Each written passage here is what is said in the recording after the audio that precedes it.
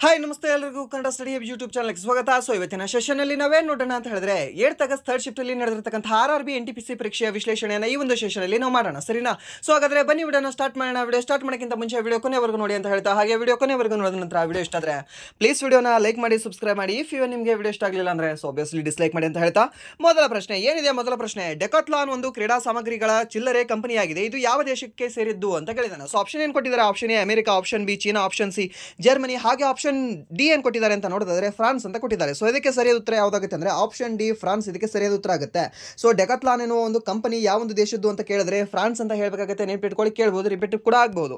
And then ನೀವು use ಮಾಡ್ತಕ್ಕಂತಹ ಈ ಯೂಟ್ಯೂಬ್ ಆಗಿರಲಿ, ಆ್ಯಂಡ್ ದೆನ್ ಗೂಗಲ್ ಆಗಿರಲಿ, ಇಲ್ಲ ಅಂತಂದ್ರೆ ಇನ್ಸ್ಟಾ ಆಗಿರಲಿ, ಫೇಸ್ಬುಕ್ ಆಗಿರಲಿ, ಮತ್ತೆ ಮೇಟಾ ಕಂಪ್ನಿ ಆಗಿರಲಿ, ಮತ್ತೆ ಟ್ವಿಟರ್ ಕಂಪ್ನಿ ಆಗಿರಲಿ, ಇವೆಲ್ಲವೂ ಕೂಡ ಯಾವೊಂದು ದೇಶಕ್ಕೆ ಸೇರಿದ ಕಂಪ್ನಿಗಳಾಗಿದ್ದಾವೆ ಅಂತ ಕೇಳಿದ್ರೆ ಸೊ ಅವಾಗ ನೀವು ಹೇಳಬೇಕಾಗುತ್ತೆ ಅಮೆರಿಕ ಕಂಪನಿಗಳಾಗಿದ್ದಾವೆ ಇವೆಲ್ಲವೂ ಕೂಡ ಅಂತ, ಸರಿನಾ? ಇಂಪಾರ್ಟೆಂಟ್ ಇದೆ, ನೆನಪಿಟ್ಕೊಳ್ಳಿ. ಆ್ಯಂಡ್ ದೆನ್ ಚೀನಾಕ್ಕೆ ಸಂಬಂಧಿಸಿದಂತಹ ಅತ್ಯಂತ ದೊಡ್ಡ ಕಂಪನಿ ಯಾವುದು ಅಂತ ಕೇಳ್ತಾನೆ. ಸೊ ಅವಾಗ ನೀವು ಹೇಳಬೇಕಾಗುತ್ತೆ ಅಲಿಬಾಬಾ ಕಂಪನಿ ಅಂತ. ಯಾವುದು? ಯಾಬಾಬಾ, ಅಲಿಬಾಬಾ. ಈ ಅಲಿಬಾಬಾ ಕಂಪನಿಯ ಸ್ಥಾಪಕರು ಯಾರು ಅಂತ ಕೇಳ್ತಾನೆ. ಸೊ ಈ ಕ್ವಶನ್ ಸಾಕಷ್ಟು ಸರಿ ಕೇಳಿದಾನೆ. ಯಾವುದು? ಜಾಕ್ ಮಾ ಅಂತ. ಅದಕ್ಕೆ ಸರಿಯಾದ ಉತ್ತರ ಜಾಕ್ ಮಾ ಅವರು ಈ ಅಲಿಬಾಬಾ ಕಂಪನಿಯ ಸ್ಥಾಪಕರಾಗಿದ್ದಾರೆ, ಸರಿನಾ? ಇದು ಕೂಡ ನೆನಪಿಟ್ಕೊಳ್ಳಿ, ಕೇಳ್ತಾನೆ ನಿಮಗೆ. ಆ್ಯಂಡ್ ದೆನ್ ಇನ್ನೊಂದು ನಿಮಗೆ ಜಾಸ್ತಿ ಕೇಳೋದು ಯಾವುದು ಅಂದರೆ ಈ ಸ್ಯಾಮ್ಸಂಗ್ ಕಂಪನಿ ಯಾವ ಒಂದು ದೇಶಕ್ಕೆ ಸೇರಿದ್ದು ಅಂತ ಕೇಳ್ತಾನೆ. ಇದು ಸೇರಿರೋದು ಸೌತ್ ಕೊರಿಯಾ ದೇಶಕ್ಕೆ, ಸರಿನಾ? ಸೌತ್ ಕೊರಿಯಾ ದೇಶಕ್ಕೆ ಸೇರಿರ್ತಕ್ಕಂಥ ಕಂಪ್ನಿ ಯಾವುದು ಅಂದರೆ ಈ ಒಂದು ಸ್ಯಾಮ್ಸಂಗ್ ಕಂಪ್ನಿ ಅಂತ ನಾವು ಹೇಳ್ತೀವಿ, ಸರಿನಾ? ಇದು ಕೂಡ ನೆನಪಿಟ್ಕೊಳ್ಳಿ, ಕೇಳಬಹುದು ನಿಮಗೆ. ಆ್ಯಂಡ್ ದೆನ್ ವಿವೋ ಚೀನಾಕ್ಕೆ ಸೇರಿದೆ. ಆ್ಯಂಡ್ ದೆನ್ ಟೊಯೋಟಾ ಕಾರ್ ನೀವು ಕೇಳಿದಿರಲ್ವಾ? ಈ ಟೊಯೋಟಾ ಮತ್ತು ಈ ಸುಜುಕಿ ಆಗಿರಲಿ, ಇವೆರಡೂ ಕೂಡ ಕಂಪ್ನಿಗಳು ಯಾವ ಒಂದು ದೇಶಕ್ಕೆ ಸೇರಿದಾವೆ ಅಂತಂದರೆ ಈ ಒಂದು ಜಪಾನ್ ದೇಶಕ್ಕೆ ಸೇರಿದಾವೆ, ಸರಿನಾ? ಕೇಳ್ತಾನೆ ನಿಮಗೆ.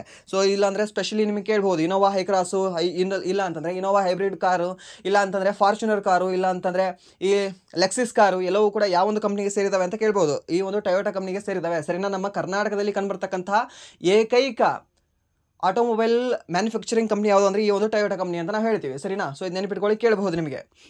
ಆ್ಯಂಡ್ ದೆನ್ ನೆಕ್ಸ್ಟ್ ಪ್ರಶ್ನೆ ಏನಿದೆ ಅಂತ ನೋಡೋದಾದ್ರೆ ಜ್ವಾಲಾಮುಖಿ ಪರ್ವತಗಳು ಯಾವ ರೇಖೆಯಲ್ಲಿ ಕಂಡುಬರುತ್ತವೆ ಅಂತ ಕೇಳಿದ್ದಾನೆ. ಜ್ವಾಲಾಮುಖಿ ಪರ್ವತಗಳು ಯಾವ ರೇಖೆಯಲ್ಲಿ ಕಂಡುಬರುತ್ತವೆ ಅಥವಾ ಹುಟ್ಟುತ್ತವೆ ಅಂತ ನೋಡೋದಾದ್ರೆ ಕನ್ವರ್ಜೆಂಟ್ ಪ್ಲೇಟ್ ಅಂತ ಹೇಳ್ತೀವಿ, ಸರಿನಾ? ಇದು ಸಿಂಪಲ್ ಆಗಿ ಆನ್ಸರ್ ಯಾವುದು ಅಂದರೆ ಕನ್ವರ್ಜೆಂಟ್ ಪ್ಲೇಟ್. ಸೊ ಇಲ್ಲಿ ನಾವು ಕನ್ನಡದಲ್ಲಿ ನೋಡೋದಾದ್ರೆ ಜ್ವಾಲಾಮುಖಿ ಪರ್ವತಗಳು ಸಾಮಾನ್ಯವಾಗಿ ಒಮ್ಮುಖ ಫಲಕಗಳ ಗಡಿಗಳಲ್ಲಿ ಮತ್ತು ಭಿನ್ನವಾಗಿರುವ ಫಲಕದ ಗಡಿಗಳಲ್ಲಿ ಕಂಡುಬರುತ್ತವೆ, ಸರಿನಾ? ಒಂದು ಒಮ್ಮುಖ ಫಲಕದ ಗಡಿಗಳಲ್ಲಿ ಮತ್ತು ಇನ್ನೊಂದು ಯಾವುದು ಅಂದರೆ ಭಿನ್ನವಾಗಿರುವ ಫಲಕದ ಗಡಿಗಳಲ್ಲಿ ಕಂಡುಬರುತ್ತವೆ. ಯಾವುದು? ಜ್ವಾಲಾಮುಖಿ ಪರ್ವತಗಳು. ಎರಡು ನೆನಪಿಟ್ಕೊಳ್ಳಿ ಇವೆರಡು ಪದಗಳನ್ನು. ಸೊ ಒಮ್ಮುಖ ಫಲಕದ ಗಡಿಗಳು, ಎರಡು ಟೆಕ್ಟಾನಿಕ್ ಫಲಕಗಳು ಪರಸ್ಪರ ಹತ್ತಿರಕ್ಕೆ ಚಲಿಸಿದಾಗ ಒಂದು ಫಲಕವು ಇನ್ನೊಂದರ ಕೆಳಗೆ ಜಾರುತ್ತದೆ. ಇದರಿಂದಾಗಿ ಶಿಲಾಪಾಕವು ಮೇಲಕ್ಕೆ ಬಂದು ಜ್ವಾಲಾಮುಖಿಗಳನ್ನು ರೂಪಿಸುತ್ತದೆ. ಅದನ್ನು ನಾವು ಏನಂತ ಕರಿತೀವಿ ಅಂದರೆ ಒಮ್ಮುಖ ಫಲಕದ ಗಡಿಗಳು ಅಂತ ಕರಿತೀವಿ. ಭಿನ್ನವಾಗಿರುವ ಫಲಕದ ಗಡಿಗಳು ಅಂತಂದರೆ ಏನು ಅಂತಂದರೆ ಎರಡು ಫಲಕಗಳು ಪರಸ್ಪರ ದೂರ ಹೋದಾಗ ಶಿಲಾಪಾಕವು ಮೇಲಕ್ಕೆ ಬಂದು ಜ್ವಾಲಾಮುಖಿಗಳನ್ನು ರೂಪಿಸುತ್ತದೆ. ಇದನ್ನು ನಾವು ಭಿನ್ನವಾಗಿರುವ ಫಲಕದ ಗಡಿಗಳು ಅಂತ ಕರಿತೀವಿ. ಸಿಂಪಲ್ ಆಗಿದೆ, ಎರಡು ಕೂಡ ಇದ್ರೆ ನೆನಪಿಟ್ಕೊಳ್ಳಿ. ಆ್ಯಂಡ್ ನೆಕ್ಸ್ಟ್ ಪ್ರಶ್ನೆ ಏನಿದೆ ಅಂತ ನೋಡೋದಾದ್ರೆ DRDO ಮತ್ತು ಭಾರತೀಯ ನೌಕಾಪಡೆ ಇತ್ತೀಚೆಗೆ ಯಾವ ಕ್ಷಿಪಣಿಯನ್ನು ಉಡಾಯಿಸಿತು ಅಂತ ಕೇಳಿದ್ದಾನೆ. ಸೊ ಯಾವ ಒಂದು ಕ್ಷಿಪಣಿಯನ್ನು ಉಡಾಯಿಸಿತು? ಇದು ಕೂಡ ನಿಮಗೆ ಸಾಕಷ್ಟು ನ್ಯೂಸಲ್ಲಿ ಇತ್ತು. ಯಾವುದು? VLSAM ಅಂತ, ಸರಿನಾ? ಸೊ ಯಾವುದು? ಇತ್ತೀಚೆಗೆ DRDO ಮತ್ತು ಭಾರತೀಯ ನೌಕಾಪಡೆಯು ಸ್ಥಳೀಯವಾಗಿ ಅಭಿವೃದ್ಧಿಪಡಿಸಿದ ಲಂಬವಾಗಿ ಉಡಾವಣೆ ಮಾಡಲಾದ ಕಿರು ಶ್ರೇಣಿಯ ಮೇಲ್ಮೈಯಿಂದ ಗಾಳಿಗೆ ಚಿಮ್ಮುವ ಕ್ಷಿಪಣಿಯನ್ನು ಯಶಸ್ವಿಯಾಗಿ ಪರಿಚಯಿಸಲಾಗಿದೆ. ಯಾವ್ಯಾವ ಕಂಪನಿಗಳು? ಒಂದು DRDO, ಹಾಗೆ ಇನ್ನೊಂದು ಯಾವುದಂದ್ರೆ ನಮ್ಮ ಭಾರತೀಯ ನೌಕಾಪಡೆ. ಈ ನಮ್ಮ DRDO ಯಾವಾಗ ಸ್ಥಾಪನೆ ಆಗಿದೆ ಅಂತ ಸಾಕಷ್ಟು ಸರಿ ಕೇಳ್ತಾನೆ ನಿಮಗೆ. DRDO ಸ್ಥಾಪನೆ ಆಗಿರೋದು ಯಾವಾಗ ಅಂದರೆ 1958 ಜನವರಿ 1ನೇ ತಾರೀಕಿನಂದು ಇದು ಸ್ಥಾಪನೆ ಆಗಿದೆ ಅಂತ ನಾವು ಹೇಳ್ತೀವಿ. ಇದೇ ಒಂದು 1958ನೇ ವರ್ಷದಂದು ಇನ್ನೊಂದು ಸ್ಥಾಪನೆ ಆಗುತ್ತೆ ಜಗತ್ತಿನಲ್ಲಿ. ಯಾವುದು? ನಾಸಾ, ಸರಿನಾ? ನಾಸಾ ಸ್ಥಾಪನೆ ಆಗಿರೋದು ಯಾವಾಗ ಅಂತ ಕೇಳ್ತಾನೆ. ಅದನ್ನು ಕೂಡ ನೀವು ನೆನಪಿಟ್ಕೊಳ್ಳಿ, ಸ್ಟ್ರಾಟಜಿಕಲ್ಲಿ ಬರುತ್ತೆ 1958 ಅಂತ, ಸರಿನಾ? ಇದು ಕೂಡ ಇಂಪಾರ್ಟೆಂಟ್ ಇದೆ.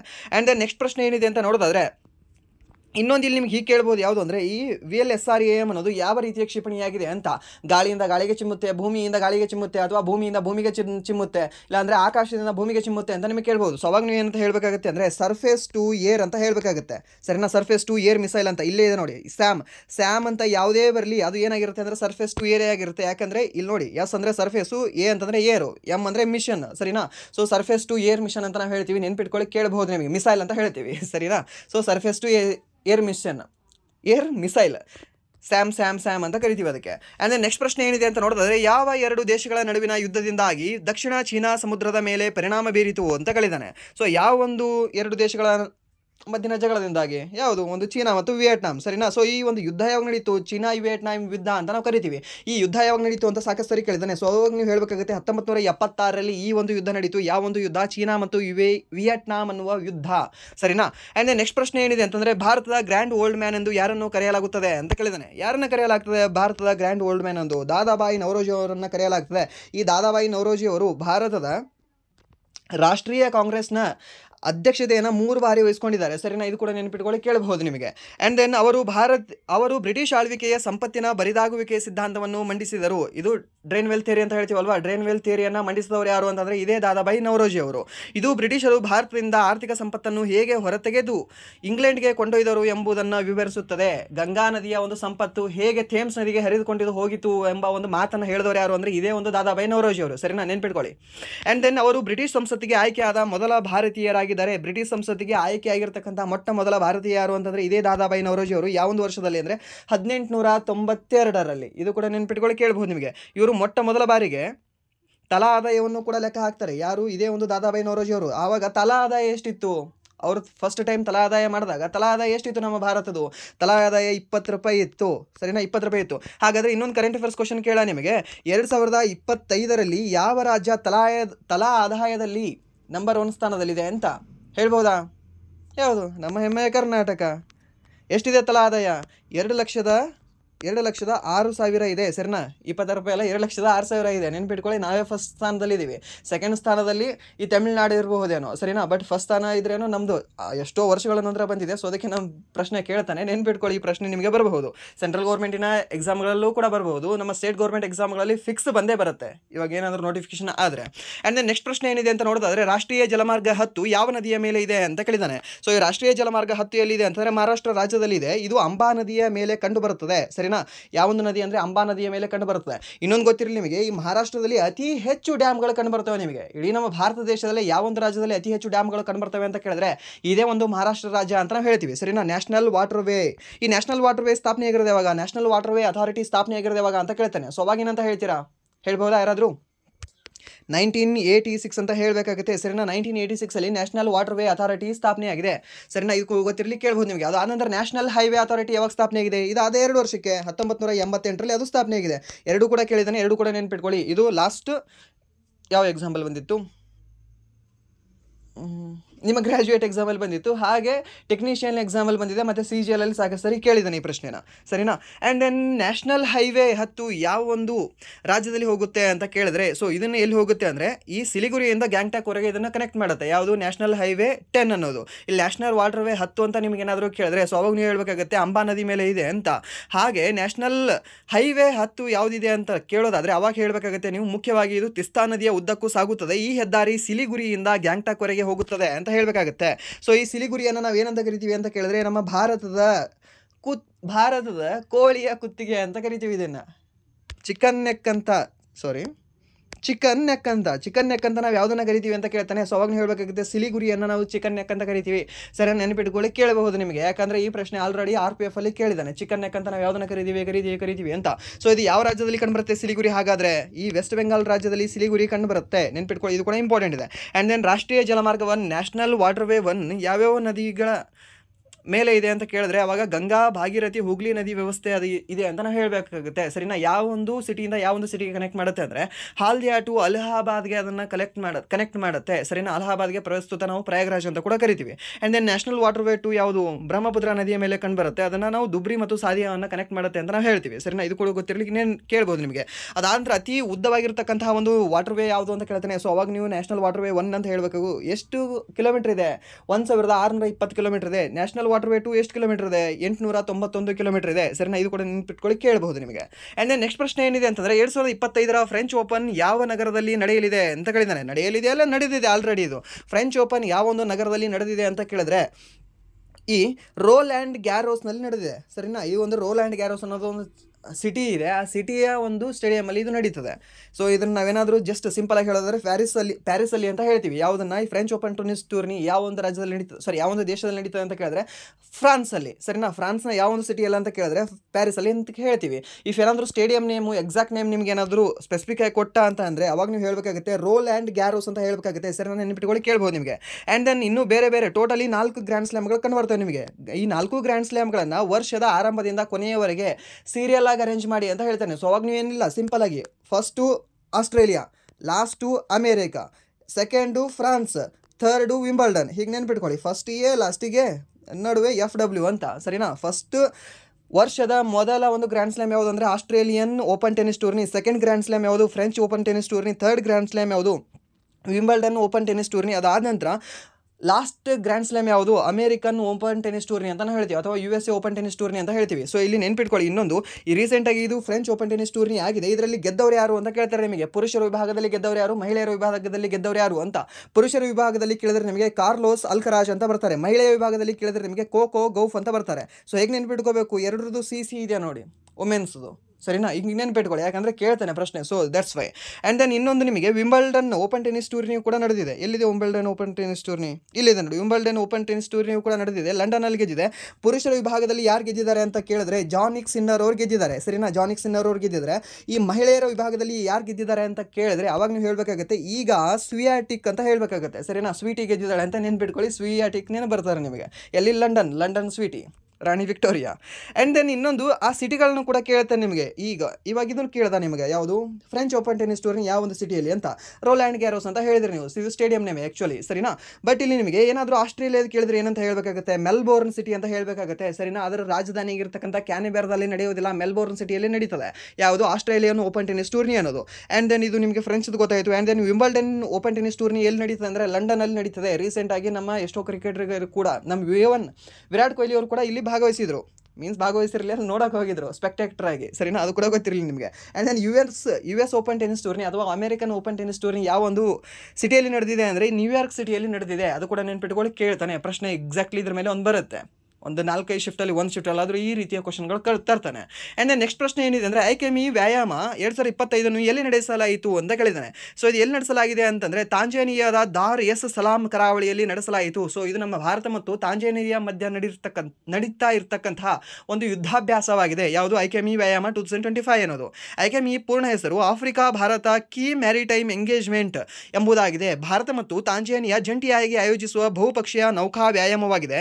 ಈ ವ್ಯಾಯಾಮವನ್ನು ಏಪ್ರಿಲ್ 13, 2025 ಉದ್ಘಾಟಿಸಲಾಯಿತು ಮತ್ತು 6 ದಿನಗಳ ಕಾಲ ನಡೆಯಿತು. ಇದು 2 ಹಂತಗಳನ್ನು ಒಳಗೊಂಡಿದೆ. ಒಂದು ಬಂದರು ಹಂತ ಅಂತ, ಇನ್ನೊಂದು ಯಾವುದು ಅಂದರೆ ಈ ಸಮುದ್ರ ಹಂತ ಅಂತ ನಡೆಸಿದ್ದಾರೆ, ಸರಿನಾ. ಇದು ಕೂಡ ನೆನ್ಪಿಟ್ಕೊಳ್ಳಿ, ಕೇಳಬಹುದು ನಿಮಗೆ. ಬಟ್ ಇಲ್ಲಿ ಇದನ್ನು ನೆನ್ಪಿಟ್ಕೊಳ್ಳಿ ಏನು ಅಂತಂದರೆ ಐಕೆಮಿ ವ್ಯಾಯಾಮ ಯಾವ ದೇಶ? ನಮ್ಮ ಭಾರತ ಮತ್ತು ತಾಂಜಾನಿಯಾ ಅನ್ನೋದು. ಆ್ಯಂಡ್ ದೆನ್ ಸೆಕೆಂಡ್ ಇನ್ನೊಂದು ನೆನ್ಪಿಟ್ಕೊಳ್ಳಿ, ಇದು ಎಲ್ಲಿ ನಡೆಯಿತು ಅಂತ. ಇದನ್ನು ಕೇಳ್ತಾನೆ ನಿಮಗೆ, ಇದನ್ನು ಕೇಳಲ್ಲ, ಡೇಟ್ ಕೇಳಲ್ಲ. ಆ್ಯಂಡ್ ದೆನ್ ನೆಕ್ಸ್ಟ್ ಪ್ರಶ್ನೆ ಏನಿದೆ ಅಂತ ನೋಡೋದಾದ್ರೆ ಫಕೀರ್ ಸನ್ಯಾಸಿ ದಂಗೆ ಯಾವುದಕ್ಕೆ ಸಂಬಂಧಿಸಿದೆ ಅಂತ ಕೇಳಿದ್ದಾನೆ. ಈ ಫಕೀರ್ ಸನ್ಯಾಸಿ ದಂಗೆಯು ಬಂಗಾಳದಲ್ಲಿ ಈಸ್ಟ್ ಇಂಡಿಯಾ ಕಂಪನಿಯ ದಮನಕಾರಿ ನೀತಿಗಳು ಮತ್ತು ಆರ್ಥಿಕ ಶೋಷಣೆಯ ವಿರುದ್ಧ ನಡೆದ ಒಂದು ಸಶಸ್ತ್ರ ಚಳುವಳಿಯಾಗಿತ್ತು. ಯಾವುದು? ಫಕೀರ್ ಸನ್ಯಾಸಿ ದಂಗೆ ಅನ್ನೋದು. ಕಾಲಾವಧಿ ಯಾವಾಗ ನಡೆದಿತ್ತು ಇದು ಅಂತ ನೋಡೋದಾದ್ರೆ 1793ರಿಂದ 1800ರವರೆಗೆ, ವಿಶೇಷವಾಗಿ 1793ರಿಂದ 1799ರವರೆಗೆ ಇದು ಹೆಚ್ಚು ಸಕ್ರಿಯವಾಗಿತ್ತು, ಸರಿನಾ. ಇಷ್ಟು ಕೇಳ್ಬೋದು, ನೆನ್ಪಿಟ್ಕೊಳ್ಳಿ. ಬಟ್ ಇದೊಂದು ಜಸ್ಟ್ ಸಿಂಪಲ್ ಆಗಿದೆ ಒಂದು ಐಡಿಯಾ. 1793ರಿಂದ 1799ರವರೆಗೂ ಅಂತ, ಸರಿನಾ. ಸೊ ಈ ಒಂದು ಟೋಟಲಿ ಎಷ್ಟು ವರ್ಷ? 8 ವರ್ಷಗಳ ಕಾಲ ನಡೆದಿದೆ, 6 ವರ್ಷಗಳ ಕಾಲ ನಡೆದಿದೆ ಇದು. ಯಾವುದು? ಫಕೀರ್ ಸನ್ಯಾಸಿ ದಂಗೆ ಅನ್ನೋದು. ಎಲ್ಲಿ? ವೆಸ್ಟ್ ಬೆಂಗಾಲ್ ಪ್ರದೇಶದಲ್ಲಿ. ಆ್ಯಂಡ್ ದೆನ್ ನೆಕ್ಸ್ಟ್ ಪ್ರಶ್ನೆ ಏನಿದೆ ಅಂತ ನೋಡೋದಾದರೆ 8ನೇ ಪಂಚವಾರ್ಷಿಕ ಯೋಜನೆಯ ಮುಖ್ಯ ಉದ್ದೇಶವೇನು ಅಂತ ಕೇಳಿದ್ದಾನೆ. ಸೊ ಏನಿತ್ತು ಈ 8ನೇ ಪಂಚವಾರ್ಷಿಕ ಯೋಜನೆಯ ಮುಖ್ಯ ಉದ್ದೇಶ? ಯಾವಾಗ ನಡೆದಿದೆ ಇದು? ಫಸ್ಟ್ ಆಫ್ ಆಲ್ ಈ 8ನೇ ಪಂಚವಾರ್ಷಿಕ ಯೋಜನೆ ಅಂದರೆ 92ರಿಂದ 97ರವರೆಗೆ ಇದರ ಅವಧಿ ಹೊಂದಿತ್ತು. ಸೊ ಮಾನವ ಸಂಪನ್ಮೂಲ ಅಭಿವೃದ್ಧಿಯ ಮೂಲಕ ಆರ್ಥಿಕ ಬೆಳವಣಿಗೆ ಮತ್ತು ಸಾಮಾಜಿಕ ನ್ಯಾಯವನ್ನು ಖಚಿತಪಡಿಸುವುದು 8ನೇ ಪಂಚವಾರ್ಷಿಕ ಯೋಜನೆಯ ಪ್ರಮುಖ ಉದ್ದೇಶವಾಗಿತ್ತು, ಸರಿನಾ. ಸೊ ಇಷ್ಟು ಕೇಳಬಹುದು, ನೆನ್ಪಿಟ್ಕೊಳ್ಳಿ. ಬಟ್ ಇಲ್ಲಿ ನಾರ್ಮಲಿ ಇದನ್ನು ಉದ್ದೇಶ ಕೇಳಲ್ಲ, ಬಟ್ ಇಲ್ಲಿ ಕೇಳಿದ್ದಾನೆ. ಉದ್ದೇಶ ಕೇಳೋಕ್ಕಿಂತ ಜಾಸ್ತಿ ನಿಮ್ಗೆ ಏನು ಕೇಳ್ತಾನೆ ಅಂದರೆ ಅವಧಿ ಕೇಳ್ತಾನೆ, ಮತ್ತು ಏನು ಅಲ್ಲಿ ಏನು ಸಾಧನೆ ಮಾಡಿದ್ರು ಆ ಒಂದು ಪಂಚವಾರ್ಷಿಕ ಯೋಜನೆಯ ಸಮಯದಲ್ಲಿ ಏನೇನಾಯಿತು ಅಂತ ಕೇಳ್ತಾನೆ, ಸರಿನಾ. ಬಟ್ ಇಲ್ಲಿ ನೀವು ಎಕ್ಸಾಕ್ಟಾಗಿ ಇದನ್ನೆಲ್ಲವೂ ಕೂಡ ಉದ್ದೇಶವನ್ನು ನೀವು ಐದರ ನಂತರ ನೀವು ಎಕ್ಸಾಕ್ಟಾಗಿ ನೆನ್ಪಿಟ್ಕೊಳ್ಳೋಕೆ ಸಾಧ್ಯವಿಲ್ಲ. ಓಕೆ, 11, 12 ನೆನ್ಪಿಟ್ಕೊಳ್ಬೋದು, ಅಲ್ಲಿ ರ್ಯಾಪಿಡ್ ಇನ್ಕ್ಲೂಸಿವ್ ಗ್ರೋತ್ ಇದಾವೆ ಅವೆರಡೂ ಕೂಡ. ಬಟ್ ರಿಮೈನಿಂಗ್ ಎಲ್ಲವೂ ಕೂಡ ಹೇಗಂದರೆ ನಿಮಗೆ ಸ್ವಲ್ಪ ಸೇಮ್ ಥರ ಕಾಣಿಸುತ್ತೆ. ಬಟ್ ಸ್ವಲ್ಪ ಇಂಗ್ಲೀಷಲ್ಲಿ ನೀವೇನಾದರೂ ಟ್ರೈ ಮಾಡಿದ್ರೆ ಓಕೆ, ಇಂಗ್ಲೀಷಲ್ಲಿ ನಿಮ್ಗೆ ಈಸಿ ಆಗುತ್ತೆ. ಆ್ಯಂಡ್ ನೆಕ್ಸ್ಟ್ ಪ್ರಶ್ನೆ ಏನಿದೆ ಅಂತಂದರೆ, ಶಾತವಾಹನ ರಾಜವಂಶದಲ್ಲಿ ಅಹರ್ ಮತ್ತು ರಾಷ್ಟ್ರ ನಡುವಿನ ಸಂಬಂಧವೇನು ಅಂತ ಕೇಳಿದ್ದಾರೆ. ಸೊ ಶಾತವಾಹನರ ರಾಜವಂಶದಲ್ಲಿ ರಾಷ್ಟ್ರ ಒಂದು ದೊಡ್ಡ ಆಡಳಿತ ಪ್ರಾಂತ್ಯವಾಗಿತ್ತು ಮತ್ತು ಅಹರ್ ಆ ರಾಷ್ಟ್ರದೊಳಗಿನ ಒಂದು ಉಪವಿಭಾಗವಾಗಿತ್ತು. ಉಪವಿಭಾಗ ಯಾವುದು ಅಂತ ಕೇಳ್ತಾನೆ. ಸೊ ಅವಾಗ ನೀವು ಹೇಳಬೇಕಾಗುತ್ತೆ ಅಹರ್ ಅನ್ನೋದು ಹೇಳಬೇಕಾಗುತ್ತೆ. ಸರಿ, ನೆನ್ಪಿಟ್ಕೊಳ್ಳಿ. ನಿಗಮ ಅನ್ನೋದು ಸಂಬಂಧ ಹೊಂದಿರೋದು ಕೂಡ ಇದೇ ಒಂದು ಶಾತವಾಹನರಿಗೆ ನಿಗಮ ಸಭಾ ಅಂತ ನಾವು ಕರಿತೀವಿ. ಸರಿನಾ, ಈ ನಿಗಮ ಸಂಬಂಧ ಹೊಂದಿರೋದು ಯಾರಿಗೆ ಅಂತ ಕೇಳಿದಾನೆ, ಸಾಕಷ್ಟು ಸರಿ ಕೇಳಿದಾನೆ ಪ್ರಶ್ನೆ. ಅವಾಗ ನೀವು ಹೇಳಬೇಕಾಗುತ್ತೆ ಶಾತವಾಹನರಿಗೆ ಸಂಬಂಧಿಸಿದಂತಹ ಒಂದು ಪದವಾಗಿದೆ, ಒಂದು ಹುದ್ದೆ ಆಗಿದೆ ಅಂತ ಹೇಳ್ಬಹುದು. ಅಂದರೆ ನೆಕ್ಸ್ಟ್ ಪ್ರಶ್ನೆ ಏನಿದೆ ಅಂದರೆ, ಮಗಧದಲ್ಲಿ ವ್ಯಾವಹಾರಿಕ ಎಂದು ಯಾರನ್ನು ಕರೆಯಲಾಗುತ್ತಿತ್ತು ಅಂತ ಕೇಳಿದ್ದಾರೆ. ವ್ಯಾವಹಾರಿಕ ಅಂತ ಈ ಮಗಧ ರಾಜಧಾನಿಯಲ್ಲಿ ಯಾರನ್ನು ಕರೆಯಲಾಗ್ತಿತ್ತು ಅಂದರೆ ನ್ಯಾಯಾಧೀಶರಿಗೆ, ಮುಖ್ಯ ನ್ಯಾಯಾಧೀಶರಿಗೆ ಇದನ್ನು ಕರೆಯಲಾಗ್ತಿತ್ತು. ಓಕೆ, ಆ್ಯಂಡ್ ದೆನ್ ಮಹಾಮಾತ್ರ ಅಂತ ಯಾರನ್ನು ಕರೆಯಲಾಗ್ತಿತ್ತು, ಆಡಳಿತ ಮತ್ತು ಧಾರ್ಮಿಕ ಕಾರ್ಯಗಳನ್ನು ನೋಡಿಕೊಳ್ಳುತ್ತಿರ್ತಕ್ಕಂತಹ ಉನ್ನತ ಅಧಿಕಾರಿಗೆ ಮಹಾಮಾತ್ರ ಎಂದು ಕರೆಯಲಾಗ್ತಿತ್ತು. ಸರಿನಾ, ಇದನ್ನು ನೆನ್ಪಿಟ್ಕೊಳ್ಳಿ, ಕೇಳ್ಬೋದು ನಿಮಗೆ. ಆ್ಯಂಡ್ ದೆನ್ ಅಮಾತ್ಯ ಎಂದು ಯಾರಿಗೆ ಕರೆಯಲಾಗುತ್ತಿತ್ತು, ಅಮಾತ್ಯ ಅಂದರೆ ರಾಜ್ಯ ವ್ಯವಹಾರಗಳ ನೀತಿಗಳನ್ನು ರೂಪಿಸುವುದು ಮತ್ತು ಅನುಷ್ಠಾನಗೊಳಿಸುವ ಒಬ್ಬ ವ್ಯಕ್ತಿಯನ್ನು ನಾವು ಅಮಾತ್ಯ ಎಂದು ಕರೆಯಲಾಗ್ತಿತ್ತು. ಸರಿನಾ, ಇದು ಕೂಡ ನೆನ್ಪಿಟ್ಕೊಳ್ಳಿ, ಕೇಳ್ತಾನೆ ನಿಮಗೆ. ಮತ್ತು ರಾಜುಕ ಅಂತಂದರೆ ರಜ್ಜುಕ ಅಥವಾ ನಾವು ರಾಜುಕ ಅಂತ ಹೇಳ್ತೀವಿ. ಸರಿನಾ, ಈ ರಜ್ಜುಕ ಯಾರು ಅಂತಂದರೆ ಜಿಲ್ಲೆಗಳ ಆಡಳಿತ, ಕಾನೂನು ಮತ್ತು ಸುವ್ಯವಸ್ಥೆ ಮತ್ತು ಭೂ ಸಮೀಕ್ಷೆ ಮಾಡಿರ್ತಕ್ಕಂತಹ ವ್ಯಕ್ತಿಗೆ ನಾವು ರಜುಕ ಅಥವಾ ರಜ್ಜುಕ ಅಂತ ಕರಿತೀವಿ. ಸರಿನಾ, ರಜ್ಜುಕ ಅಂತ, ರಜ್ಜುಕ ನೆನ್ಪಿಟ್ಕೊಳ್ಳಿ. ಆ್ಯಂಡ್ ದೆನ್ ಪ್ರಾದೇಶಿಕ ಪ್ರಾಂತ್ಯದ ಮುಖ್ಯಸ್ಥ ತೆರಿಗೆಗಳನ್ನು ಸಂಗ್ರಹಿಸಿ ಕ್ರಮವನ್ನು ನಿರ್ವಹಿಸುವುದು ಅವನ ಒಂದು ಕಾರ್ಯವಾಗಿತ್ತು. ಆ್ಯಂಡ್ ದೆನ್ ಯುಕ್ತ ಅಂತಂದರೆ ಯಾರು ಅಂತಂದರೆ ದಾಖಲೆ ನಿರ್ವಹಣೆ ಅಧಿಕಾರಿಗಳನ್ನು ನಾವು ಯುಕ್ತರು ಅಂತ ಕರಿತೀವಿ. ಆಡಳಿತ ದಾಖಲೆಗಳು ಮತ್ತು ತೆರಿಗೆ ನಿರ್ವಹಣಾ ದಂಡಪಾಸಿಕ. ಓಕೆ, ಸೊ ಇದು. ಆ್ಯಂಡ್ ದೆನ್ ದಂಡಪಾಸಿಕ ಅಂತಂದರೆ ಯಾರು ಅಂದರೆ ಕಾನೂನು ಮತ್ತು ಸುವ್ಯವಸ್ಥೆಯನ್ನು ಕಾಪಾಡುವ ಮತ್ತು ಶಿಕ್ಷೆಯನ್ನು ಜಾರಿಗೊಳಿಸುವ ಅಧಿಕಾರ ಹೊಂದಿರತಕ್ಕಂತಹ ವ್ಯಕ್ತಿಗೆ ನಾವು ದಂಡಪಾಸಿಕ ಅಂತ ಕರಿತೀವಿ. ಸರಿನಾ, ಗೋಪ ಅಂದರೆ ಯಾರು ಅಂದರೆ ಗ್ರಾಮದ ಒಂದು ಮುಖ್ಯಸ್ಥ. ಸೊ ಆತನು ತೆರಿಗೆ ಸಂಗ್ರಹ ಮಾಡ್ತಿದ್ದ, ಹಾಗೆ ಜನಗಣತಿಯನ್ನು ಕೂಡ ಮಾಡ್ತಿದ್ದ ಮಗಧದ ಒಂದು ಸಾಮ್ರಾಜ್ಯಗಳಲ್ಲಿ. ಆ್ಯಂಡ್ ದೆನ್ ನೆಕ್ಸ್ಟ್ ಪ್ರಶ್ನೆ ಏನಿದೆ ಅಂತ ನೋಡೋದಾದರೆ, ಕಂಪ್ಯೂಟರ್ನಲ್ಲಿ ಡೆಸ್ಕ್ಟಾಪ್ ವಾಲ್ಪೇಪರ್ ಬದಲಾಯಿಸಲು ನೀವು ಯಾವ ಸೆಟ್ಟಿಂಗನ್ನು ಪ್ರವೇಶಿಸಬೇಕು ಅಂತ ಕೇಳಿದ್ದಾನೆ. ಏನಿಲ್ಲ,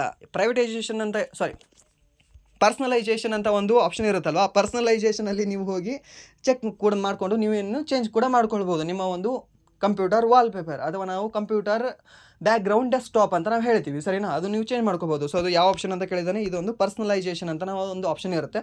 ಸೊ ಅದು ಆಪ್ಷನಲ್ಲಿ ಕೊಟ್ಟಿದ್ದ ನಿಮಗೆ.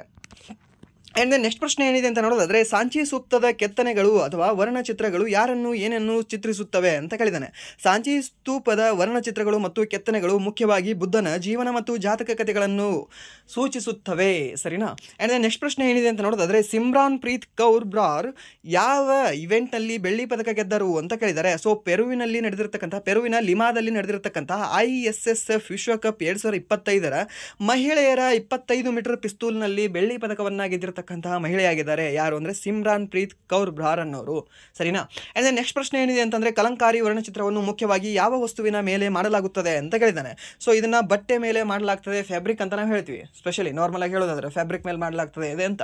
ಬಟ್ ಇದನ್ನು ಈ ಕನ್ನಡದಲ್ಲಿ ಕೊಟ್ಟಿದ್ರೆ ನಿಮಗೆ ಬಟ್ಟೆ ಅಂತ ಕೊಟ್ಟಿರ್ತಾನೆ. ಸರಿನಾ. ಸೊ ಇದನ್ನು ಮುಖ್ಯವಾಗಿ ಯಾವೊಂದು ರಾಜ್ಯಗಳಲ್ಲಿ ಮಾಡ್ತಾರೆ ಅಂತ ಅಂದರೆ, ಒಂದು ಆಂಧ್ರ ಪ್ರದೇಶ ಮತ್ತು ಇನ್ನೊಂದು ತೆಲಂಗಾಣ, ಒಟ್ಟಿನಲ್ಲಿ ತೆಲುಗು ಮಾತನಾಡತಕ್ಕಂತಹ ಪ್ರದೇಶಗಳಲ್ಲಿ ಇದನ್ನು ಮಾಡಲಾಗ್ತದೆ. ಆ್ಯಂಡ್ ದೆನ್ ನೆಕ್ಸ್ಟ್ ಪ್ರಶ್ನೆ ಏನಿದೆ ಅಂತ ನೋಡೋದಾದರೆ, ದಕ್ಷಿಣ ಏಷ್ಯಾ ಮುಕ್ತ ವ್ಯಾಪಾರ ಪ್ರದೇಶ ಸಾಫ್ಟಾ ಯಾವಾಗ ಜಾರಿಗೆ ಬಂದಿತು ಅಂತ ಕೇಳಿದ್ದಾನೆ. ಸರಿನಾ. ಈ ಒಂದು ಸಾಫ್ಟಾ ಜಾರಿಗೆ ಬಂದಿರೋದು ಯಾವಾಗ ಅಂದರೆ 2006ರಲ್ಲಿ ಇದು ಜಾರಿಗೆ ಬರ್ತದೆ. 2006ರಲ್ಲಿ ಜಾರಿಗೆ ಬರ್ತದೆ.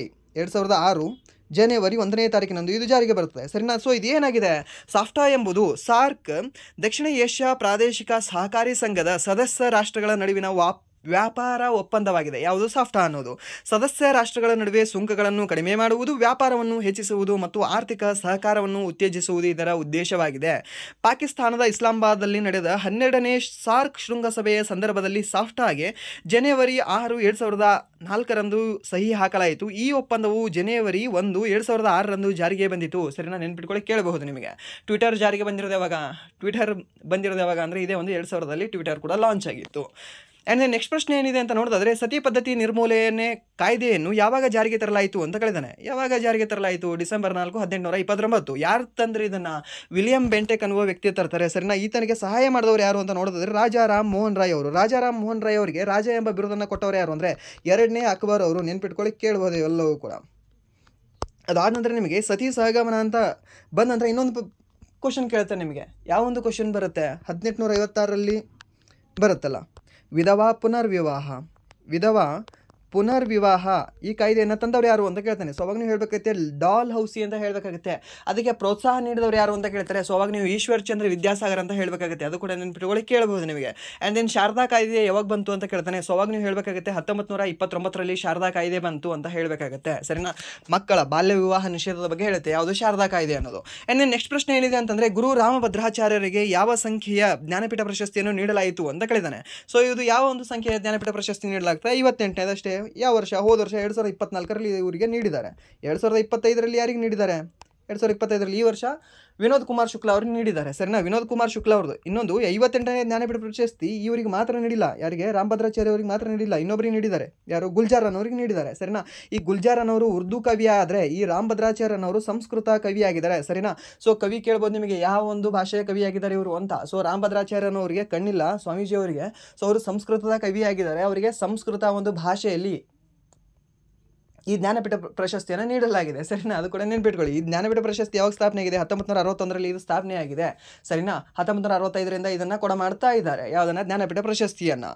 ಇನ್ನೊಂದು 59ನೇ ಜ್ಞಾನಪೀಠ ಪ್ರಶಸ್ತಿ ಯಾರಿಗೆ ನೀಡಲಾಗಿದೆ ಅಂದರೆ ವಿನೋದ್ ಕುಮಾರ್ ಶುಕ್ಲಾ ಅವರಿಗೆ ನೀಡಲಾಗಿದೆ. ಈ ವಿನೋದ್ ಕುಮಾರ್ ಶುಕ್ಲಾ ಅವರ ಒಂದು ಬುಕ್ ಇದೆ. ಯಾವುದು ಅಂದರೆ ದೀವಾರ್ ಮೇ ಏಕ್ ಖಿಡ್ಕಿ ಅಂತ.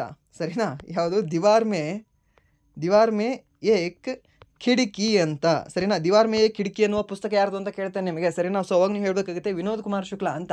ಸರ್ ಯಾಕೆ ಸರ್ ಇವ್ರದ್ದು ಎಲ್ಲರದ್ದು ಬಿಟ್ಟು ಇವ್ರದ್ದು ಇದ್ರೆ ಇಂಪಾರ್ಟೆಂಟ್ ಆಗುತ್ತೆ? ಯಾಕಂದರೆ ರೀಸೆಂಟಾಗಿ ಕೊಟ್ಟಿದ್ದಾರಲ್ವಾ. ಸೊ ಇನ್ನೊಂದು ಛತ್ತೀಸ್ಗಢದಿಂದ ತಗೊಂಡಿರ್ತಕ್ಕಂತಹ ಏಕೈಕ ವ್ಯಕ್ತಿ ಈತ ಒಬ್ಬರೇ. ಯಾರು ಅಂದರೆ ವಿನೋದ್ ಕುಮಾರ್ ಶುಕ್ಲಾ ಅವರಿಗೆ ಛತ್ತೀಸ್ಗಢದ ಮೊದಲ ವ್ಯಕ್ತಿ ಇವರು ಜ್ಞಾನಪೀಠ ಪ್ರಶಸ್ತಿ ತೊಗೊಳಕ್ಕೆ. ಸೊ ಅದಕ್ಕೆ ಇಂಪಾರ್ಟೆಂಟ್ ಇದೆ, ಕೇಳ್ಬೋದು ನಿಮಗೆ. ಇನ್ನೊಂದು ಇವರು ರಾಜ್ಯವು ಕೂಡ ಕೇಳಬಹುದು ನಿಮಗೆ. ಆ್ಯಂಡ್ ದೆನ್ ನೆಕ್ಸ್ಟ್ ಪ್ರಶ್ನೆ ಏನಿದೆ ಅಂತ ನೋಡೋದಾದರೆ ಪೋಷಣ್ ಅಭಿಯಾನ್ ಮತ್ತು ಬೇಟಿ ಬಚಾವೋ ಬೇಟಿ ಪಢಾವೋ ಯಾವುದಕ್ಕೆ ಸಂಬಂಧಿಸಿದೆ ಅಂತ ಕೇಳಿದ್ದಾನೆ. ಸೊ ಪೌಷ್ಟಿಕಾಂಶ ಅಭಿಯಾನವು ಅಪೌಷ್ಟಿಕತೆಯನ್ನು ನಿವಾರಿಸುವುದು ಮತ್ತು ಪೌಷ್ಟಿಕಾಂಶದ ಮಟ್ಟವನ್ನು ಸುಧಾರಣೆಗೊಳಿಸುವುದರೊಂದಿಗೆ ಸಂಬಂಧ ಹೊಂದಿದೆ. ಮತ್ತು ಬೇಟಿ ಬಚಾವೋ ಬೇಟಿ ಪಢಾವೋ ಯಾವುದರೊಂದಿಗೆ ಸಂಬಂಧ ಹೊಂದಿದೆ ಅಂದರೆ ಶಿಕ್ಷಣ ಕಲಿಸೋದಷ್ಟೇ ಮಹಿಳೆಯರಿಗೆ. ಮಹಿಳೆಯರಿಗಲ್ಲ, ಚಿಕ್ಕ ಹುಡುಗಿಯರಿಗೆ. ಆ್ಯಂಡ್ ದೆನ್ ನೆಕ್ಸ್ಟ್ ಪ್ರಶ್ನೆ ಏನಿದೆ ಅಂತಂದರೆ ರ್ಯಾಮ್ನ ಮುಖ್ಯ ಕಾರ್ಯವೇನು ಅಂತ ಕೇಳಿದ್ದಾನೆ. ರ್ಯಾಮ್ನ ಮುಖ್ಯ ಕಾರ್ಯವೇನು? ರ್ಯಾಂಡಮ್ ಆಕ್ಸೆಸ್ ಮೆಮರಿ ಇಲ್ಲ, ತಾತ್ಕಾಲಿಕವಾಗಿ ಸ್ಟೋರ್ ಮಾಡ್ಕೊಳ್ತದೆ ಅಷ್ಟೇ. ಸೊ ಇದನ್ನು ನಾವು ವೋಲ್ಟೈಲ್ ಮೆಮರಿ ಅಂತ ಕೂಡ ಕರಿತೀವಿ. ಸರಿನಾ? ಇದನ್ನು ನೆನ್ಪಿಟ್ಕೊಳ್ಳಿ ಕೇಳಬಹುದು ನಿಮಗೆ. ವೋಲ್ಟೈಲ್ ಮೆಮರಿ ಅಂತ ನಾವು ರ್ಯಾಮ್ನ ಕರಿತೀವಿ. ಆ್ಯಂಡ್ ದೆನ್ ನೆಕ್ಸ್ಟ್ ಪ್ರಶ್ನೆ ಏನಿದೆ ಅಂತ ನೋಡೋದಾದರೆ ಈ ಪಶ್ಚಿಮ ಘಟ್ಟಗಳು ಯಾವ ವರ್ಷದಲ್ಲಿ ಯುನೆಸ್ಕೋ ಪಾರಂಪರಿಕ ಪಟ್ಟಿಗೆ ಸೇರಿದ್ದಾವೆ? 2012ರಲ್ಲಿ ಸೇರಿದ್ದಾವೆ. ಸೊ ಸಿಂಪಲ್ ಅಲ್ವಾ? ಇದು ನೀವು ಕರ್ನಾಟಕ ಎಕ್ಸಾಮ್ ನೀವು ಓದಿದ್ರೂ ಕೂಡ ಇದನ್ನು ನೀವು ಈಸಿಯಾಗಿ ಟಿಕ್ ಹಾಕ್ತೀರಾ. ಸರಿನಾ? ಸೊ ಹಾಗೆ ನೀವು ಏನಾದರೂ ಸೆಂಟ್ರಲ್ ಗೌರ್ಮೆಂಟಿಗೆ ಓದಿದ್ರೂ ಕೂಡ ಇದನ್ನು ನೀವು ಈಸಿಯಾಗಿ ಹಾಕಲೇಬೇಕು. ಯಾಕಂದರೆ ಪಶ್ಚಿಮ ಘಟ್ಟಗಳು ನಮ್ಮ ಹಂಪಿ ಮತ್ತು ಪಟ್ಟದಕಲ್ಲು ಆ್ಯಂಡ್ ದೆನ್ ನಮ್ಮ ಹೊಯ್ಸಳರ ದೇವಾಲಯಗಳು ಇವೆಲ್ಲವೂ ಕೂಡ ನಿಮಗೆ ಇಂಪಾರ್ಟೆಂಟ್ ಆಗುತ್ತೆ ಯಾವ್ಯಾವ ವರ್ಷ ಸೇರಿದ್ದಾವೆ ಅಂತ. ಸರಿನಾ? ಸೊ ಇದು ಕೂಡ ಈಸಿ ಡಮ್ಮಿ ಕ್ವಶನ್ ಇದು. ಆ್ಯಂಡ್ ದೆನ್ ನೆಕ್ಸ್ಟ್ ಪ್ರಶ್ನೆ ಏನಿದೆ ಅಂತಂದರೆ 739ನೇ ವಿಧಿ ಯಾವುದಕ್ಕೆ ಸಂಬಂಧಿಸಿದೆ ಅಂತ ಕೇಳಿದ್ದಾನೆ. ಸೊ ಈ ಸಂವಿಧಾನದ 739ರಿಂದ 742ನೇ ವಿಧಿಗಳು ಏನೇನಿದಾವಲ್ವಾ ಕೇಂದ್ರಾಡಳಿತ ಪ್ರದೇಶಗಳಿಗೆ ಸಂಬಂಧ ಹೊಂದಿದ್ದಾವೆ. 739ರಿಂದ 742ರವರೆಗೆ ಎಷ್ಟನೇ ಒಂದು ಭಾಗದಲ್ಲಿ ಹೇಳಲ್ಪಟ್ಟಿದೆ? 8ನೇ ಭಾಗದಲ್ಲಿ ಇವೆಲ್ಲವೂ ಕೂಡ ಹೇಳಲ್ಪಟ್ಟಿದ್ದಾವೆ. ಸರಿನಾ? ನೆನ್ಪಿಟ್ಕೊಳ್ಳಿ ಕೇಳಬಹುದು ನಿಮಗೆ. ಆ್ಯಂಡ್ ದೆನ್ ನೆಕ್ಸ್ಟ್ ಪ್ರಶ್ನೆ ಏನಿದೆ ಅಂತಂದರೆ ಭಾರತದಲ್ಲಿ ಕೇಂದ್ರಾಡಳಿತ ಪ್ರದೇಶಗಳನ್ನು ಯಾರು ನಿರ್ವಹಿಸುತ್ತಾರೆ ಅಂತ ಕೇಳಿದ್ದಾರೆ. ಯಾರು ನಿರ್ವಹಿಸ್ತಾರೆ? ಭಾರತದ ರಾಷ್ಟ್ರಪತಿಗಳೇ ಡೈರೆಕ್ಟಾಗಿ ಹೋಗಿ ನಿರ್ವಹಿಸ್ತಾರಾ ಸರ್ ಅಂತ ಇದೊಂದು ಕ್ವಶನ್ ಬರಬೇಕು ನಿಮಗೆ. ಇಲ್ಲ, ಡೈರೆಕ್ಟಾಗಿ ಇವ್ರು ಹೋಗಿ ನಿರ್ವಹಿಸಲ್ಲ. ಸೊ ಇವರು ಅವರ ಅಧಿಕಾರಿಗಳನ್ನು ನೇಮಕ ಮಾಡ್ತಾರೆ. ಯಾರನ್ನು? ಲೆಫ್ಟಿನೆಂಟ್ ಗವರ್ನರ್ಗಳನ್ನು ನೇಮಕ ಮಾಡ್ತಾರೆ. ಸರಿನಾ? ಯಾರು? ಭಾರತದ ರಾಷ್ಟ್ರಪತಿಗಳು. ಆ ಲೆಫ್ಟಿನೆಂಟ್ ಗವರ್ನರ್ ಐದರ್ ಗೌರ್ಮೆಂಟ್ ಆಫೀಸರ್ ಆಗಿರ್ಬೋದು, ಇಲ್ಲ ಅಂತಂದರೆ ಅವರು ನಾನ್ ಗೌರ್ಮೆಂಟಲ್ ರಾಜಕಾರಣಿ ಕೂಡ ಆಗಿರ್ಬೋದು. ಸರಿನಾ? ಸೊ ಯಾರನ್ನು ಬೇಕಾದರೂ ಕೂಡ ನೇಮಕ ಮಾಡುವ ಒಂದು ಅಧಿಕಾರ ಯಾರಿಗಿದೆ ಅಂದರೆ ಭಾರತದ ರಾಷ್ಟ್ರಪತಿಗಳಿಗಿದೆ. ನೆನ್ಪಿಟ್ಕೊಳ್ಳಿ ಕೇಳಬಹುದು ಈ ಪ್ರಶ್ನೆನ ನಿಮಗೆ. ಆ್ಯಂಡ್ ದೆನ್ ನೆಕ್ಸ್ಟ್ ಪ್ರಶ್ನೆ ಏನಿದೆ ಅಂತ ನೋಡೋದಾದರೆ ಯೋಜನಾ ಆಯೋಗವು ಯಾವ ರೀತಿಯ ಸಂಸ್ಥೆಯಾಗಿದೆ ಅಂತ ಕೇಳಿದ್ದಾನೆ. ಯೋಜನಾ ಆಯೋಗ ಅಸಾಂವಿಧಾನಿಕ ಸಂಸ್ಥೆಯಾಗಿದೆ, ಶಾಸನಬದ್ಧವಲ್ಲದ ಸಂಸ್ಥೆಯಾಗಿತ್ತು. ಯಾವುದು ಅಂದರೆ ಯೋಜನಾ ಆಯೋಗ. ಸರಿನಾ? ಇದನ್ನು ಸ್ಥಾಪನೆ ಆಗಿರೋದು ಯಾವಾಗ? 1950 ಮಾರ್ಚ್ 15ರಂದು ಈ ಒಂದು ಯೋಜನಾ ಆಯೋಗ ಸ್ಥಾಪನೆಯಾಗಿದೆ. ಆ್ಯಂಡ್ ದೆನ್ ಈ ಯೋಜನಾ ಆಯೋಗ ರದ್ದತಿ ಯಾವಾಗಾಯಿತು ಅಂತ ಕೇಳ್ತಾನೆ ನಿಮಗೆ. ಎಕ್ಸಾಕ್ಟ್ ಡೇಟ್ ಏನಾದರೂ ಕೇಳಿದ್ರೆ ಅವಾಗ ಹೇಳಬೇಕಾಗುತ್ತೆ ನೀವು. ನಾರ್ಮಲ್ 2014 ನೆನಪಿಟ್ಕೊಂಡಿರ್ತೀರ. ಆಗಸ್ಟ್ 2014 ಆಗಸ್ಟ್ 13th ಆಗಸ್ಟ್ 2014ರಂದು ಈ ಯೋಜನಾ ಆಯೋಗ ರದ್ದತಿ ಆಗುತ್ತೆ. ಸರಿನಾ? ಸೊ ಈ ಯೋಜನಾ ಆಯೋಗ ರದ್ದತಿ ಆದ ಎಷ್ಟು ತಿಂಗಳಿಗೆ ಈ ಒಂದು ನೀತಿ ಆಯೋಗ ಬರುತ್ತೆ ಅಂತಂದರೆ ಆಗಸ್ಟ್ 8ನೇ ತಿಂಗಳಲ್ವಾ? ಓಕೆ, 4 ತಿಂಗಳ ನಂತರ ಬರುತ್ತೆ. ಮೀನ್ಸ್ ಜನವರಿ 1st 2015ಗೆ ಯಾವುದು ಬರುತ್ತೆ ಅಂತಂದರೆ ನೀತಿ ಆಯೋಗ ಬರುತ್ತೆ. ಸರಿನಾ? ನೀತಿ ಆಯೋಗ ಯಾವುದನ್ನು ರಿಪ್ಲೇಸ್ ಮಾಡ್ತು ಅಂತ ಕೇಳ್ತಾನೆ. ಈ ಯೋಜನಾ ಆಯೋಗವನ್ನು ರಿಪ್ಲೇಸ್ ಮಾಡುತ್ತೆ. ನೆನ್ಪಿಟ್ಕೊಳ್ಳಿ ಕೇಳಬಹುದು ನಿಮಗೆ. ಈ ಯೋಜನಾ ಆಯೋಗ ಮತ್ತು ನೀತಿ ಆಯೋಗದ ಅಧ್ಯಕ್ಷರು ಯಾರಾಗಿರ್ತಾರೆ? ಪ್ರಧಾನಮಂತ್ರಿ ಯಾರಿರ್ತಾರಲ್ವ ಅವರೇ ಅಧ್ಯಕ್ಷರಾಗಿರ್ತಾರೆ ಅಷ್ಟೇ. ಆ್ಯಂಡ್ ದೆನ್ ನೆಕ್ಸ್ಟ್ ಪ್ರಶ್ನೆ ಏನಿದೆ ಅಂತ ನೋಡೋದಾದರೆ ನ್ಯಾಯಮೂರ್ತಿ ಬೇಲಾ ತ್ರಿವೇದಿ ಅವರು ಯಾವ ವಿಷಯದ ಬಗ್ಗೆ ತೀರ್ಪು ನೀಡಿದರು ಅಂತ. ಸೊ ಇದು 8th ಆಗಸ್ಟ್ ಥರ್ಡ್ ಶಿಫ್ಟಿನ ಪ್ರಶ್ನೆ ಅಲ್ಲ ಇದು ಮೇ ಬಿ ಅದಕ್ಕಿಂತ ಹಿಂದ್ಗಡೆ ಶಿಫ್ಟಿಂದ ಇದು ಪ್ರಶ್ನೆ ಇದೆ, ಬಟ್ ಅಲ್ಲಿ ಮಿಸ್ ಆಗಿತ್ತು. ಸೊ ಅದಕ್ಕೆ ಇಲ್ಲಿ ಹಾಕಿದ್ದೀನಿ. ಸೊ ಈ ಪೋಸ್ಕೋ ರಿಲೇಟೆಡ್ ಒಂದು ತೀರ್ಪು ನೀಡ್ತಾರೆ ಯಾರು ಅಂತಂದರೆ ನ್ಯಾಯಮೂರ್ತಿ ಬೇಲಾ ತ್ರಿವೇದಿ ಅವರು. ಸೊ ಅದಕ್ಕೆ ಈ ಒಂದು ಪ್ರಶ್ನೆಯನ್ನು ಕೇಳಿದ್ದಾನೆ. ಸೊ ಇದಕ್ಕೆ ಅದು ಸರಿಯಾದ ಉತ್ತರ ಆಗುತ್ತೆ. ಆ್ಯಂಡ್ ನೆಕ್ಸ್ಟ್ ಪ್ರಶ್ನೆ ಏನಿದೆ ಅಂತಂದರೆ ರಾಮ್ ಮೋಹನ್ ನಾಯ್ಡು ಅವರ ಸಚಿವಾಲಯ ಯಾವುದು ಅಂತ ಕೇಳಿದ್ದಾನೆ. ಸೊ ಮಂತ್ರಿಗಳು ಅವರ ಒಂದು ಯಾವುದೋ ಒಂದು ಮಂತ್ರಿ ಇದ್ದಾರೆ. ಇವಾಗ ಗೃಹ ಸಚಿವ ಯಾರಿದ್ದಾರೆ, ಸಹಕಾರಿ ಸಚಿವ ಯಾರಿದ್ದಾರೆ, ಆ್ಯಂಡ್ ದೆನ್ ರಸ್ತೆ ಸಾರಿಗೆ ಸಚಿವ ಯಾರಿದ್ದಾರೆ, ವಿಮಾನಯಾನ ಸಚಿವ ಯಾರಿದ್ದಾರೆ, ಮತ್ತು ರೈಲು ಸಚಿವ ಯಾರಿದ್ದಾರೆ, ಸರಿನಾ. ಸೊ ಇವೆಲ್ಲವೂ ಕೂಡ ಕೇಳ್ತಾನೆ. ರೈಲು ಸಚಿವ ಯಾರಿದ್ದಾರೆ ಪ್ರಸ್ತುತ? ಅಶ್ವಿನಿ ವೈಷ್ಣವ್ ಅವರು, ಸರಿನಾ. ಸೊ ಇವೆಲ್ಲವೂ ಕೂಡ ಪ್ರಶ್ನೆ ಕೇಳ್ತಾನೆ. ಇದನ್ನು ಆಲ್ರೆಡಿ ನಾನು ಗ್ರೂಪಲ್ಲಿ ಅಪ್ಡೇಟ್ ಮಾಡಿದ್ದೀನಿ. ಇವೆಲ್ಲವೂ ಕೂಡ ಸಾಕಷ್ಟು ಇಲ್ಲಿವರೆಗೂ ಏನೇನು ಕ್ವಶನ್ ಹೇಳಿದ್ದೀನಲ್ವಾ, ಈ ಒಂದು ಶಿಫ್ಟಲ್ಲಿ ಬಂದಿರತಕ್ಕಂಥ ಕ್ವಶನ್ ಎಷ್ಟೋ ನಾವು ಡಿಸ್ಕಷನ್ ಕೂಡ ಮಾಡಿದ್ದೀವಿ. ಕೆಲವೊಂದು ಕರೆಂಟ್ ಅಫೇರ್ಸ್ ಕ್ವಶನ್ ಡಿಸ್ಕಸ್ ಮಾಡಿಲ್ಲ, ಬಟ್ ಇಲ್ಲಿ ನಾರ್ಮಲ್ ಆಗಿ ಬಂದಿದ್ದಾವೆ. ಇದನ್ನು ಕೂಡ ನಾವು ಹೇಳಿದ್ದೀವಿ ಅಲ್ವಾ. ಯಾವುದು ಕೇಂದ್ರ ನಾಗರಿಕ ವಿಮಾನಯಾನ ಸಚಿವ ಯಾರು ಅಂತಂದರೆ ಈ ರಾಮ್ ಮೋಹನ್ ನಾಯ್ಡು ಅವರು. ಇದು ಕ್ವಶನ್ ಆಲ್ರೆಡಿ ರಿಪೀಟ್ ಆಗಿರತಕ್ಕಂಥ ಕ್ವಶನ್ ಇದು. ಆ್ಯಂಡ್ ದೆನ್ ನೆಕ್ಸ್ಟ್ ಪ್ರಶ್ನೆ ಏನಿದೆ ಅಂತ ನೋಡೋದಾದರೆ ಭಾರತ ಸಂವಿಧಾನದ ಯಾವ ವಿಧಿಯು ಕಲ್ಯಾಣ ರಾಜ್ಯದ ಪರಿಕಲ್ಪನೆಯೊಂದಿಗೆ ವ್ಯವಹರಿಸುತ್ತದೆ? ಯಾವುದು? ಆರ್ಟಿಕಲ್ 38. ಆ್ಯಂಡ್ ದೆನ್ ಉಮಿಯಂ ಸರೋವರದ ಇನ್ನೊಂದು ಹೆಸರು ಏನು ಅಂತ ಹೇಳಿದಾನೆ, ಸರಿನಾ. ಸೊ ಈ ಕ್ವಶನ್ ಇಂಪಾರ್ಟೆಂಟ್ ಇದೆ, ಇದನ್ನು ನೆನ್ಪಿಟ್ಕೊಳ್ಳಿ. ಯಾವುದು? ಉಮಿಯಂ ಸರೋವರದ ಇನ್ನೊಂದು ಹೆಸರು ಯಾವುದು ಅಂದರೆ ಬರಪಾನಿ ಸರೋವರ ಅಂತ ನಾವು ಕರಿತೀವಿ, ಸರಿನಾ. ಈ ಬರಪಾನಿ ಸರೋವರ ಅಥವಾ ಉಮಿಯಂ ಸರೋವರ ಯಾವೊಂದು ರಾಜ್ಯದಲ್ಲಿ ಕಂಡುಬರುತ್ತೆ? ಹೆಸರೇ ಹೇಳುತ್ತೆ. ಸೊ ಈ ಹೆಸರೇ ಅದು ನಾರ್ತ್ ಈಸ್ಟಲ್ಲಿ ಕಂಡುಬರಬೇಕು ಅದು. ಸೊ ನಾರ್ತ್ ಈಸ್ಟಲ್ಲಿ ಅಂತಂದರೆ ಯಾವ ಒಂದು ರಾಜ್ಯದಲ್ಲಿ ಕಂಡುಬರುತ್ತೆ? ಮೇಘಾಲಯ ರಾಜ್ಯದಲ್ಲಿ ಕಂಡುಬರುತ್ತೆ, ಸರಿನಾ. ಮೇಘಾಲಯದ ಶಿಲಾಂಗ್ನಲ್ಲಿ ಇದು ಕಂಡುಬರುತ್ತೆ. ಸೊ ಇದನ್ನು ನಾವು ಏನಂತ ಕರಿತೀವಿ? ಉಮಿಯಂ ಸರೋವರ ಅಂತ ಕೂಡ ಕರಿತೀವಿ, ಇಲ್ಲಾಂದರೆ ಬರಪಾನಿ ಸರೋವರ ಅಂತ ಕೂಡ ಕರಿತೀವಿ, ನೆನ್ಪಿಟ್ಕೊಳ್ಳಿ. ಆ್ಯಂಡ್ ದೆನ್ ಭಾರತದಲ್ಲಿ 2025 ಗಣರಾಜ್ಯೋತ್ಸವದ ಥೀಮ್ ಏನು ಅಂತ ಕೇಳಿದ್ದಾನೆ. ಸೊ ಇದು ಕೂಡ ಸಾಕಷ್ಟು ಸರಿ ಕೇಳಿದ್ದಾನೆ. 2025 ಏನು ಫೆಬ್ರವರಿಯಿಂದ ಇಲ್ಲಿವರೆಗೆ ಎಕ್ಸಾಮ್ ಆಗಿದೆ ಅಲ್ವಾ. ಸಾಕಷ್ಟು ಎಕ್ಸಾಮಲ್ಲಿ ಒಂದು ಪ್ರಶ್ನೆ ಬಂದಿದೆ. GDL ಬಂದಿದೆ, ಹೌದು ಬಂದಿದೆ. RPF ಕಾನ್ಸ್ಟೇಬಲಲ್ಲಿ ಎಕ್ಸಾಮಲ್ಲಿ ಬಂದಿದೆ. ಆ್ಯಂಡ್ ದೆನ್ ನೆಕ್ಸ್ಟ್ ನಿಮ್ಮ ಗ್ರ್ಯಾಜುಯೇಟ್ ಎಕ್ಸಾಮಲ್ಲಿ NTPC ಗ್ರ್ಯಾಜುಯೇಟ್ ಎಕ್ಸಾಮಲ್ಲಿ ಅಲ್ಲಿ ಬಂದಿದೆ. ಮತ್ತು ಬೇರೆ ಎಕ್ಸಾಮ್ ನಡೀತಲ್ವಾ, ಇವನ್ ಮೊನ್ನೆ ಫೇಸ್ 13 ಎಕ್ಸಾಮ್ ಐತಲ್ವಾ. ಸೊ ಅಲ್ಲೂ ಕೂಡ ಈ ಪ್ರಶ್ನೆಯನ್ನು ಕೇಳಿದ್ದಾನೆ. ಸೊ ಇದಕ್ಕೆ ಸರಿಯಾದ ಉತ್ತರ ಯಾವುದಾಗುತ್ತೆ ಅಂದರೆ ಸ್ವರ್ಣಿಮ್ ಭಾರತ್ ಅಂತ ಆಗುತ್ತೆ. ಸ್ವರ್ಣಿಮ್ ಭಾರತ್ ವಿಕಸಿತ್ ಔರ್ ವಿರಸಿತ್ ಅಂತ ನಾವು ಹೇಳ್ತೀವಿ, ಸರಿನಾ. ಸೊ ಹಿಂದಿಯಲ್ಲಿ ನೀವು ನೆನ್ಪಿಟ್ಕೊಳ್ಳಿ, ಸ್ವರ್ಣಿಮ್ ಭಾರತ್ ವಿಕಸಿತ್ ಔರ್ ವಿರಸಿತ್ ಅಂತ. ಸೊ ಅದು ಈ ಒಂದು 2025 ಗಣರಾಜ್ಯೋತ್ಸವದ ಒಂದು ಥೀಮ್ ಆಗಿತ್ತು, ಸರಿನಾ. ಸೊ ಹಾಗೆ ಅದಕ್ಕೆ ಅಧ್ಯಕ್ಷರಾಗಿ ಬಂದಿರತಕ್ಕಂತಹ ವ್ಯಕ್ತಿ ಯಾರು? ಮೀನ್ಸ್ ಅತಿಥಿಯಾಗಿ ಬಂದಿರತಕ್ಕಂಥ ವ್ಯಕ್ತಿ ಯಾರು ಅಂದರೆ ಇಂಡೋನೇಷ್ಯಾದ ಪ್ರೆಸಿಡೆಂಟ್ ಆಗಿರ್ತಕ್ಕಂತಹ ಪ್ರಭುವೋ ಸುಬಿಯಾಂಟೋ ಅವರು ಭಾಗವಹಿಸಿದರು. ನಿಮ್ಗೆ ಇನ್ನೊಂದು ಗೊತ್ತಿರಲಿ, ಇದೇ ಇಂಡೋನೇಷ್ಯಾದ ಅಧ್ಯಕ್ಷರು ಮೊದಲ ಬಾರಿಗೆ 1950ರಲ್ಲೂ ಕೂಡ ಅವರೇ ಭಾಗವಹಿಸಿದರು. ಇಂಡೋನೇಷ್ಯಾದು ಇವರೇನಾ ಸರ್? ಪ್ರಭುವೋ ಸುಬಿಯಾಂಟೋ ಇವರಲ್ಲ, ಇವರು ಕೂಡ ಇಂಡೋನೇಷ್ಯಾದ ಪ್ರೆಸಿಡೆಂಟೇ. ಸೊ ಅವರು ಕೂಡ ಇಂಡೋನೇಷ್ಯಾದ ಪ್ರೆಸಿಡೆಂಟೇ ಭಾಗವಹಿಸಿದ್ರು. ಅದು ಕೂಡ ನಿಮಗೆ ಪ್ರಶ್ನೆಯನ್ನು ಕೇಳ್ಬೋದು. ಸೊ ಇವರು ಬಂದಿದ್ದಾರೆ ಅಂತ. ಆ್ಯಂಡ್ ನೆಕ್ಸ್ಟ್ ಪ್ರಶ್ನೆ ಏನಿದೆ ಅಂತಂದರೆ ಮೊಗ್ಲಾ ಬಂದರು ಯಾವ ದೇಶದಲ್ಲಿದೆ ಅಂತ ಕೇಳಿದಾನೆ. ಯಾವೊಂದು ದೇಶದಲ್ಲಿ ಕಂಡುಬರುತ್ತೆ ಮೊಗ್ಲಾ ಬಂದರು? ರೀಸೆಂಟಾಗಿ ನ್ಯೂಸಲ್ಲೂ ಕೂಡ ಇತ್ತು ಇದು. ಎಲ್ಲಿ ಅಂದರೆ ನಮ್ಮ ಮಿತ್ರ ದೇಶ ಬಾಂಗ್ಲಾದೇಶದಲ್ಲಿ ಕಂಡುಬರುತ್ತೆ ಇದು. ಆ್ಯಂಡ್ ದೆನ್ ಜಿಲ್ಲಾ ನ್ಯಾಯಾಲಯದ ಮುಖ್ಯಸ್ಥರನ್ನು ಏನೆಂದು ಕರೆಯಲಾಗುತ್ತದೆ ಅಂತ ಕೇಳ್ತಾನೆ. So district and session judge ಅಂತ ನಾವು ಕರಿತೀವಿ, ಸರಿನಾ. ಯಾವುದನ್ನು? ಜಿಲ್ಲಾ ನ್ಯಾಯಾಲಯದ ಜಡ್ಜ್ಗಳನ್ನು. ಕೆಲವೊಂದು ಕಡೆ ನಾವು ಮ್ಯಾಜಿಸ್ಟ್ರೇಟ್ ಅಂತ ಕೂಡ ಯೂಸ್ ಮಾಡ್ತೀವಿ, ಸರಿನಾ. ಸೊ ಇದು ಗೊತ್ತಿರಲಿ, ಕೇಳಬಹುದು ನಿಮಗೆ. ಸೊ ಇದಾಗಿತ್ತು ಇಲ್ಲಿಯವರೆಗೆ RRB NTPC 8th August third ಶಿಫ್ಟಿನ ಎಕ್ಸಾಮ್ ಅನಾಲಿಸಿಸ್. ಸೊ ಇಲ್ಲಿವರೆಗೂ ವಿಡಿಯೋ ನೋಡೋದಕ್ಕಾಗಿ ಫಸ್ಟ್ ಆಫ್ ಆಲ್ ಧನ್ಯವಾದಗಳು. ಹಾಗೆ ಇಲ್ಲಿವರೆಗೂ ವಿಡಿಯೋ ನೋಡಿ ಏನಾದರೂ ನಿಮಗೆ ವಿಡಿಯೋ ಇಷ್ಟ ಆಗಿದ್ರೆ ಪ್ಲೀಸ್ ವಿಡಿಯೋನ ಲೈಕ್ ಮಾಡಿ, ಸಬ್ಸ್ಕ್ರೈಬ್ ಮಾಡಿ. ಇಫ್ ನಿಮಗೆ ವಿಡಿಯೋ ಇಷ್ಟ ಆಗಲಿಲ್ಲ ಅಂದರೆ ಸೊ ಆಬ್ವಿಯಸ್ಲಿ ಡಿಸ್ಲೈಕ್ ಮಾಡಿ ಅಂತ ಹೇಳ್ತಾ ವಿಡಿಯೋ ಇಲ್ಲಿಗೆ ಎಂಡ್ ಮಾಡ್ತಾ ಇದ್ದೀನಿ. Once again thank you so much.